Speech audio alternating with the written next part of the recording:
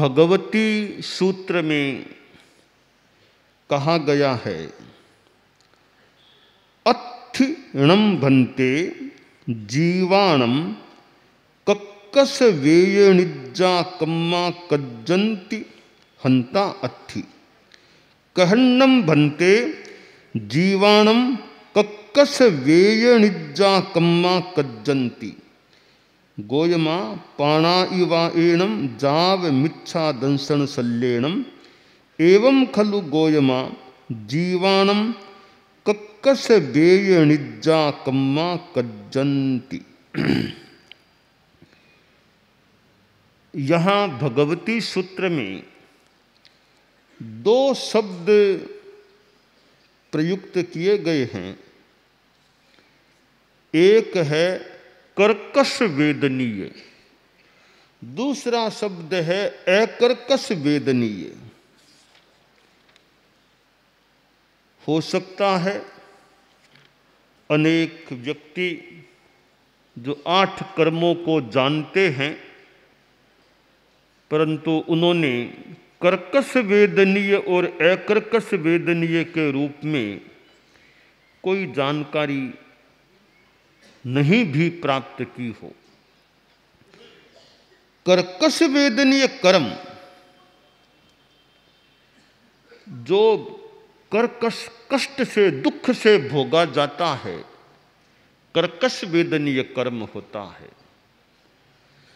अब वह कर्कश वेदनीय कर्म क्यों होता है, क्यों बंधता है, किस कारण से बंधता है, और अकर्कश वेदनीय कर्म की भी बात है, तो अकर्कश वेदनीय कर्म है ऐसा ज्ञात होता है, वो तो केवल साधु के ही होता है। अकर्कश वेदनीय कर्म मनुष्यों के ही होता है, वो भी मनुष्यों में साधु के। कर्कश वेदनीय कर्म है वो तो व्यापक है, और नैरयिकों के भी कर्कश वेदनीय कर्म है, यावत वैमानिकों तक, यानी देव क्या, तिर्यंच क्या, मनुष्य क्या, सभी के कर्कश वेदनीय कर्म होते हैं। तो खैर हम मूल मेरे द्वारा व्याख्येय बात पर आ रहे हैं कि कर्कश वेदनीय कर्मों का बंधन क्यों होता है। भगवती सूत्र में बताया गया है कि प्राणातिपात, मृषावाद, अदत्तादान आदि जो 18 ये प्रवृत्तियां हैं पापात्मक, इनसे कर्कश वेदनीय कर्म का बंध होता है।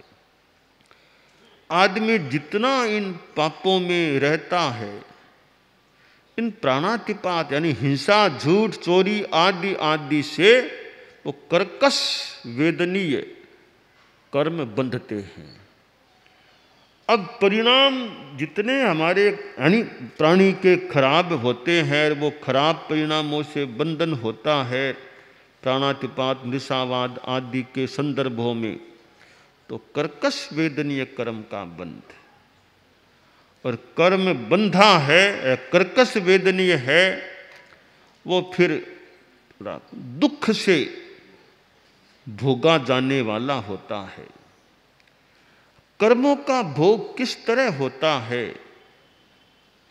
कई मनुष्यों को हम देख सकते हैं, अब वे इतने बीमार हो जाते हैं, बड़े तकलीफ पाने वाले होते हैं, श्वास लेने में तकलीफ होती है, चलने में तकलीफ, शरीर में दर्द रहता है, हो जाता है, कोई लकवाग्रस्त हो गया है, बड़ी खराब परिस्थिति उनके शरीर की बन जाती है, मानो दयनीय सी स्थिति उनके शरीरों की बन जाती है।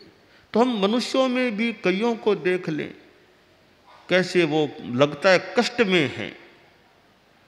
तो ऐसे कई कर्म बड़े कष्ट में, कष्ट की स्थिति में भोगे जाते हैं, कष्ट के मानो माध्यम से भोगे जाते हैं।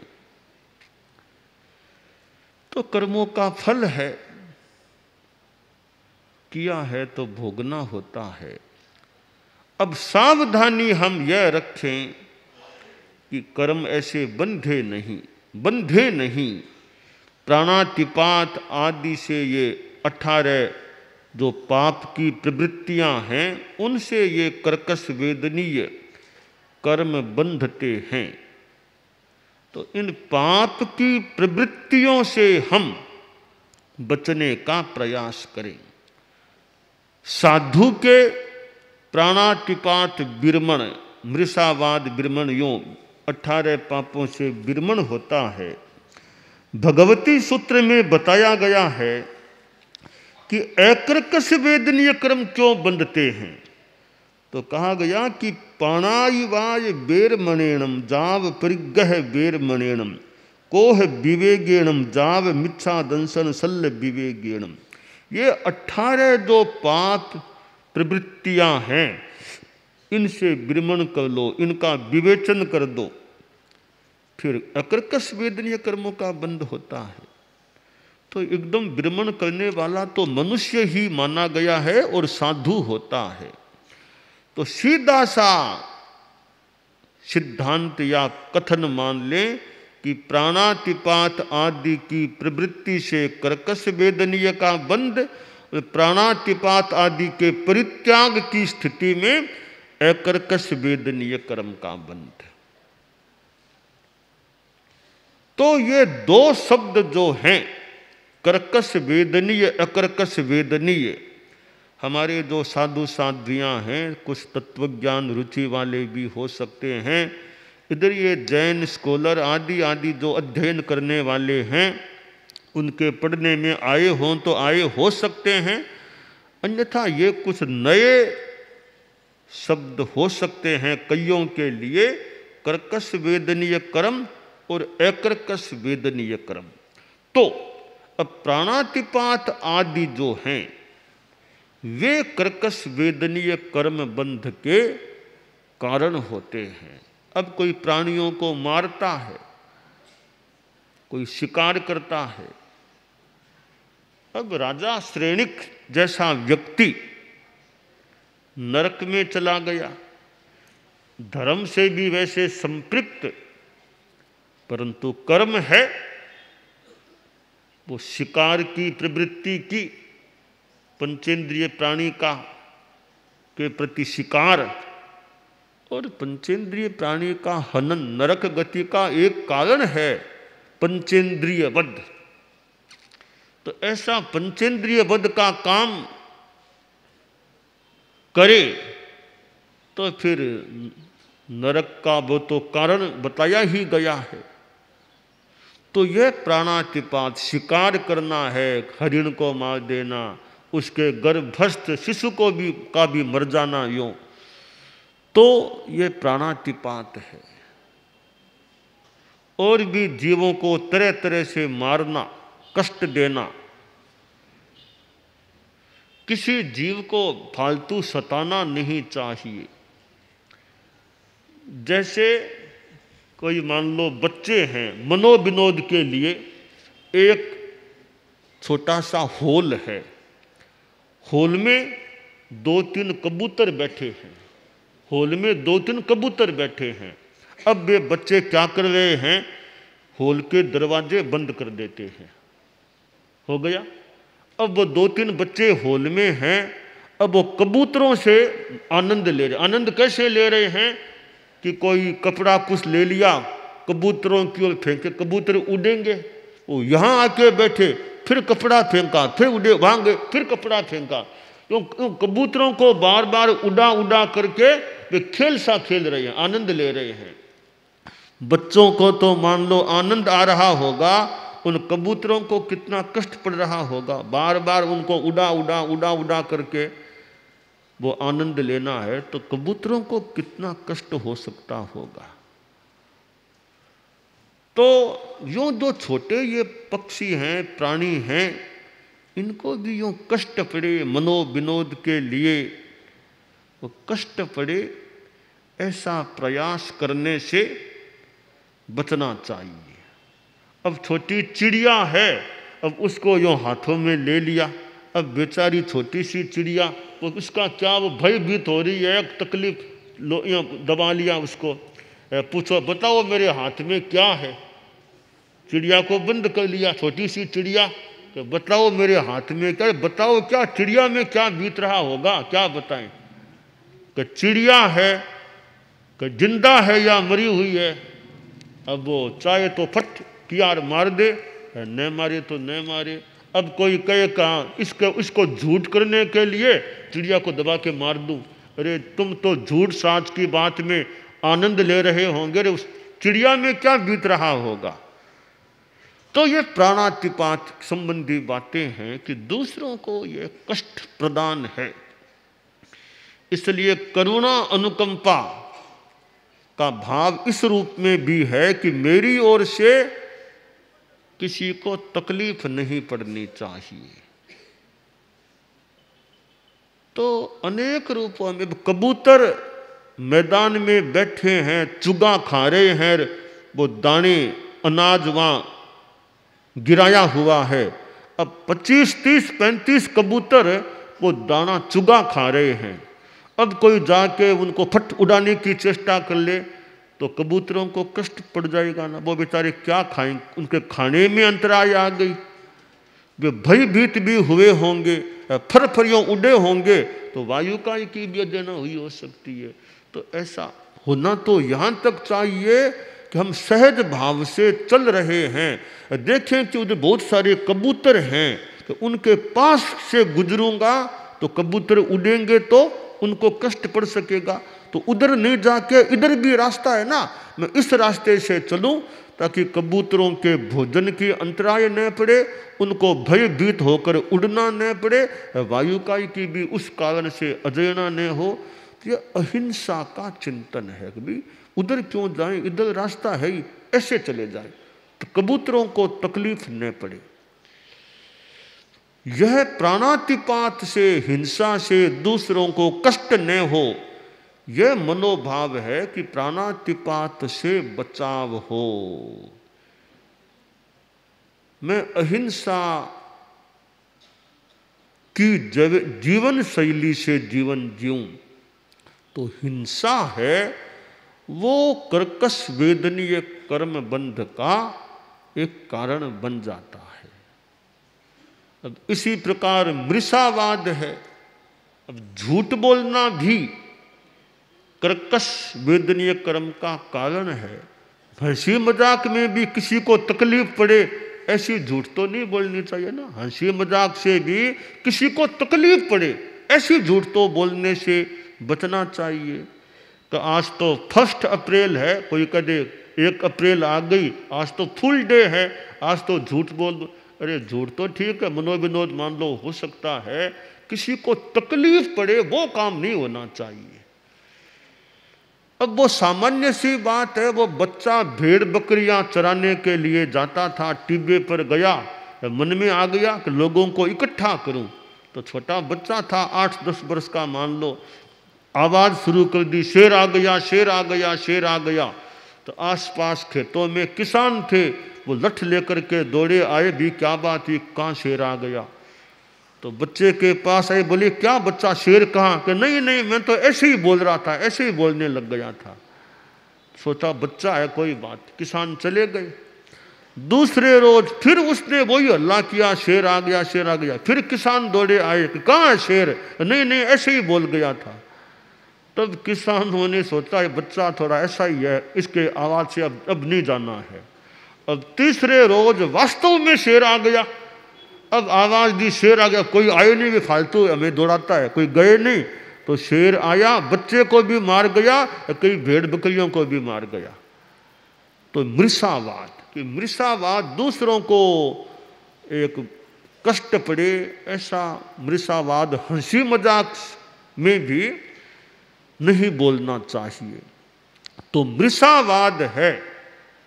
अब किसी पर झूठा आरोप लगा दिया, किसी को फालतू गिरफ्तार करवा दिया झूठा आरोप लगा करके। अब वो मृषावाद से दूसरों को तकलीफ दी जा रही है। केस इतना कोई बन सके था ही नहीं, पर ऐसी पुलिस थाने में ऐसी ऐसी शिकायतें लिखवा दी, दर्ज करा दी, ऐसा किया, मारने का प्रयास किया, ऐसा किया, वैसा किया। किया तो राई जितना, शिकायतें दर्ज करा दी पहाड़ जितनी। मृषावाद का प्रयोग, तो मृषावाद है, शास्त्र भगवती सूत्र में कहा गया है कि वह कर्कश वेदनीय कर्म का कारण। अधता दान, चोरी भी कर्कश वेदनीय का कारण है। चोरियां करता है, दूसरों का धन हड़पता है, धन हड़प हड़प करके मालो माल बनता जा रहा है। तो चोरी भी कर्कश वेदनीय का कारण। तो वह चोर था, अब रात को सेंध मार के वो कोई स्थान बना करके दीवार मेरे अंदर घुसार काफ़ी माल ले गया, वापिस घर माल लेकर चला गया। अब सवेरे मकान का मालिक देखा रे ये दीवार फूटी हुई, घर का इतना सामान भी चला गया, कीमती जेवरात गहने वो थे, आभूषण वो भी गायब हैं, चोरी हुई है रात को।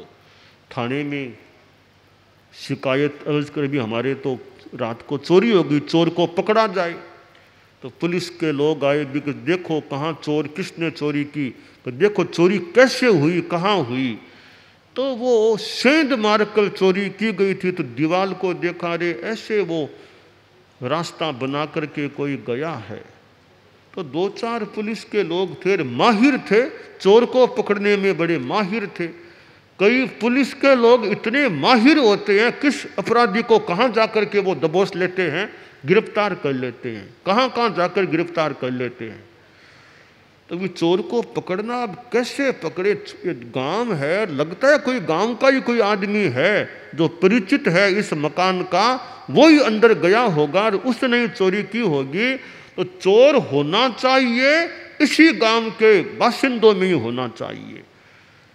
तो गांव के लोगों को इकट्ठा कि भी आओ भाई आओ, आज हम ध्यान देना है चोरी किसने की, क्या हुई, तो मकान को भी देखें क्या हुआ।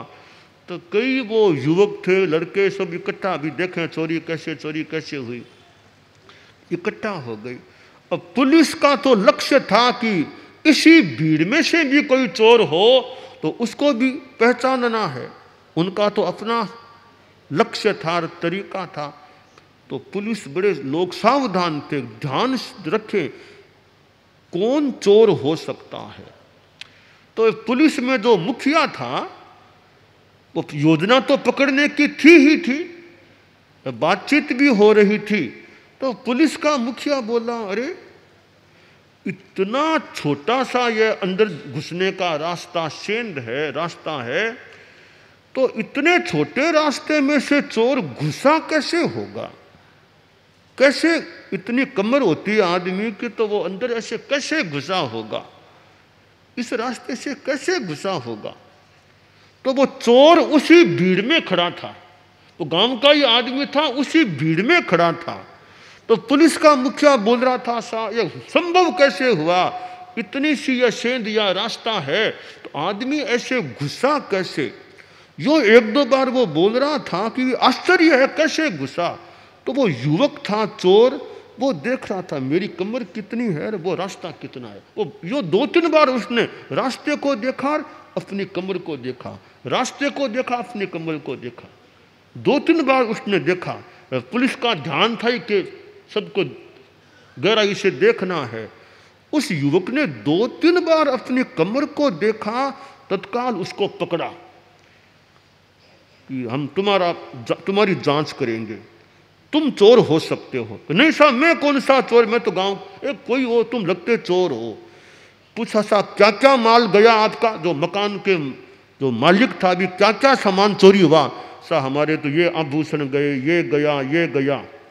ठीक है, उस चोर के साथ उस चोर के घर पर गए, जो चोर आशंका थी उसके घर पर गए, इसके घर को टंटोलो। वो मकान का मालिक भी साथ में था जिसके चोरी हुई थी। सब इसका सामान देखो साहब, यही सामान है जिसके लिए इसने कहा था ना ये मेरे आभूषण गए, ये सारा सामान यहाँ पड़ा है ना घर में। कब बोल ये सामान किसका, साहब मेरा ही था, तेरा ही था, दो चार जमाई उसके। कहा नहीं मैंने चोरी की थी, मैंने चोरी की थी। तो वो पुलिस का मुखिया बोला चोर यूं पकड़ा जाता है, चोर यूं पकड़ा जाता है। हमारा तरीका है पकड़ने का। तो भीड़ में बात करते करते शक हो गया और आखिर निश्चय कर लिया कि चोर यही है। तो अब उसको पकड़ा गया, दंड दिया गया। तो दंड भी व्यवहार में क्यों मिला? चोरी का काम किया, दंड भी मिल गया। तो भगवती सूत्र में कहा गया है यह अदत्ता दान कर्कश वेदनीय कर्म का कारण है। तो इस प्रकार ये प्राणातिपात, मृषावाद, अदत्ता दान आदि आदि 18 पाप की प्रवृत्तियां हैं। ये कर्कश वेदनीय कर्म के कारण हैं, जो कष्ट से भोगे जाएं ऐसे कर्मों का बंध। आर्त रौद्र ध्यान कष्ट से भोगे जाएं ऐसे कर्मों के बंध इन 18 प्राणातिपात आदि प्रवृत्तियों से हो सकता है। तो हमें अपने जीवन में, आप लोग जो गृहस्थ हैं, यो तो ठीक है, गृहस्थ में सावध्य काम भी चल सकते हैं, तो ऐसे बड़े पाप न करें। दूसरों की चोरियां कर लेना, इतना बड़ा ऐसा झूठ बोलना, बेचारा कोई फंस जाए, तकलीफ में पड़ जाए, ऐसी दुर्भावना से झूठे आरोप लगा के, झूठे केस लिखा करके किसी को तकलीफ में डालने का प्रयास हमें जिंदगी में नहीं करना चाहिए, ताकि ऐसे भारी पाप कर्मों का बंध न हो। आश्रय दानान शिठम अभय पयाणम सच्चे सुया अनवज्जं वयंती तवेशु या उत्तम बंभचेरम लोगुत्तमे समणेनाय पुत्ते।